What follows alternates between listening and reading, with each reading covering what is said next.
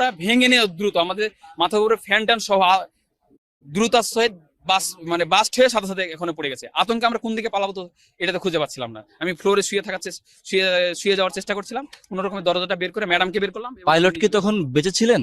আমি ওটাতে খেয়াল করিনি, ওখানে আমি বুঝতেই পারিনি যে ওটা পাইলট ছিল।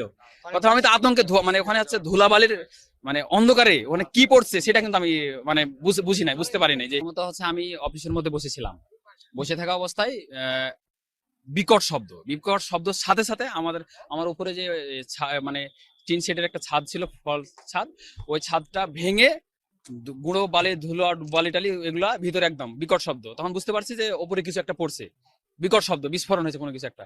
ভয়ে আতঙ্কে কোন দিকে দরজা কোন দিকে কি এটা খুঁজে পাচ্ছিলাম না। কোন রকমে বের হলাম, বের হয়ে আবার উপর দিকে তাকাচ্ছি, দেখছি এখানে কোনো কিছু নাই।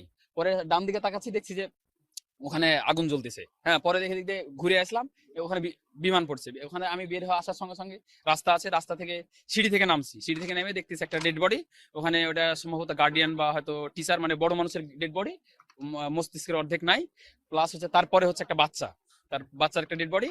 তারপরে হচ্ছে যে ওই বিমানটা তখন আগুন অলরেডি জ্বলে, ঠিক আছে। তখন হচ্ছে যে এই মানে ওটা যে গেটের সাইডে হচ্ছে যে ওইটা বিমানটা ইয়ে হয়েছে। তো ওই ধোঁয়া এবং আগুনের গেট দিয়ে বের হওয়ার কোনো সুযোগ নাই।